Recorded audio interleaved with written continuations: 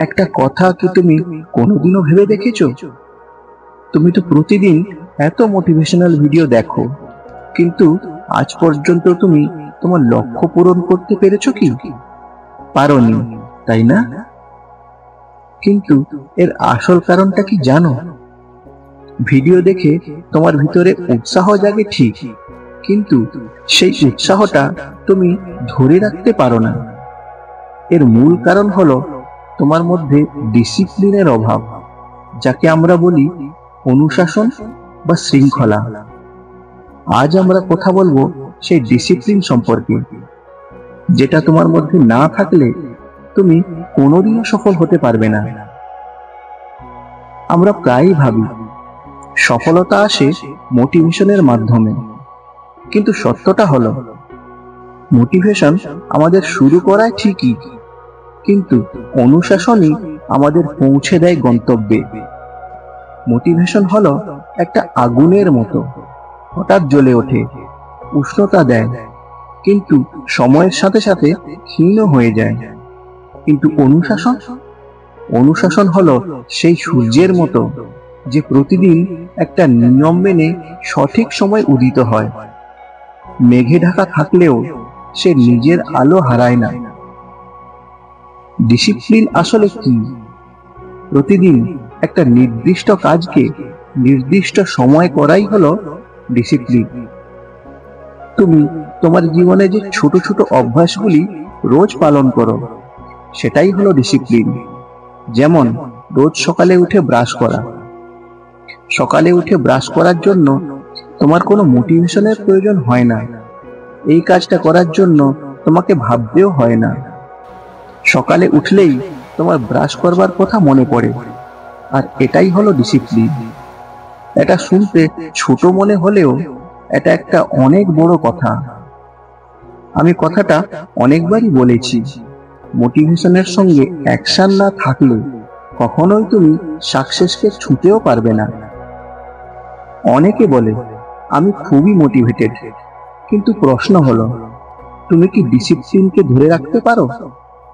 যখন মন চায় না, যখন শরীর ক্লান্ত আর চারপাশে কেউ উৎসাহ দেয় না, তখনও কি তুমি তোমার লক্ষ্যে অবিচল থেকে কাজ করতে পারো?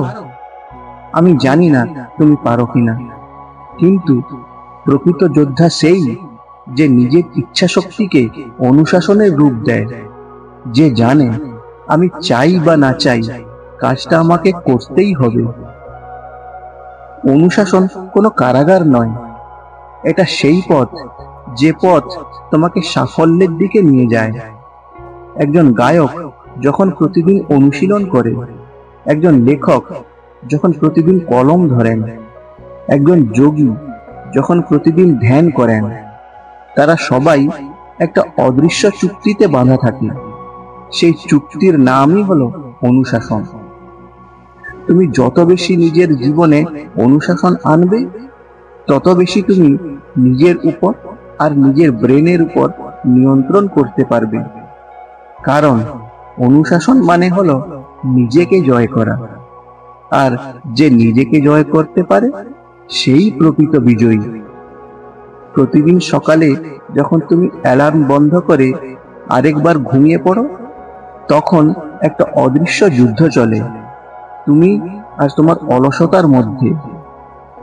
সেই ক্ষণিকের মুহূর্তেই নির্ধারিত হয় তুমি নিজের ভবিষ্যতের দিকে এগোবে নাকি বর্তমানের আরামে ডুবে থাকবে। ডিসিপ্লিন তোমাকে বাধ্য করে না, ডিসিপ্লিন তোমাকে স্মরণ করায় তুমি কি হতে চাও।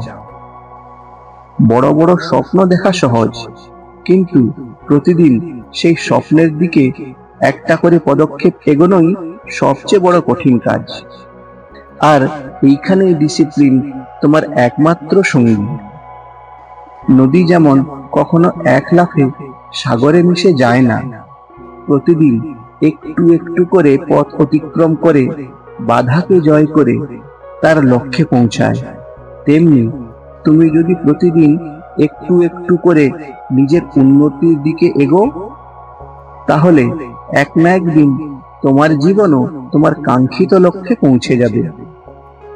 ডিসিপ্লিন হলো এক নীরব প্রার্থনা যা তুমি প্রতিদিন করো নিজের কাছে। যখন অন্যেরা ঘুমায় তখন তুমি কাজ করো, যখন অন্যেরা অভিযোগ করে তখন তুমি মনোযোগ দাও, যখন অন্যেরা হাল ছেড়ে দেয় তখন তুমি আবার শুরু করো। তুমি হয়তো ভাবো কেউ তো দেখছে না, কিন্তু সময় দেখছে। সময় কখনো কাউকে ঠকায় না। যে নিজেকে নিয়ন্ত্রণ করতে পারে সময় তার হয়ে কাজ করে। লাও ৎসু বলেছিলেন, mastering others is strength, mastering yourself is true power. আত্মনিয়ন্ত্রণই অনুশাসনের প্রাণ কেন্দ্র। তুমি যদি নিজের মন, অভ্যাস আর সময়কে নিয়ন্ত্রণ করতে পারো তবে তোমার জীবনে ঘটবে পরিবর্তন। তখন তুমি পরিস্থিতির শিকার হবে না, তুমি হয়ে যাবে পরিস্থিতির নির্মাতা। মনে রেখো, মোটিভেশন তোমাকে স্বপ্ন দেখায়, কিন্তু অনুশাসনই সেই স্বপ্নকে বাস্তবের রূপ দেয়। জীবনের প্রতিটি মহান সৃষ্টি, তা হোক কোনো বই, কোনো শিল্পকর্ম কিংবা কোনো প্রতিষ্ঠান, সবকিছুরই পিছনে রয়েছে এক অদৃশ্য শক্তি যার নাম ডিসিপ্লিন। তুমি আজই ঠিক করো, ছোট থেকে শুরু করবে, কিন্তু নিয়মিত থাকবে। কারণ অনুশাসন মানে একদিনের নয়, প্রতিদিনের জয়।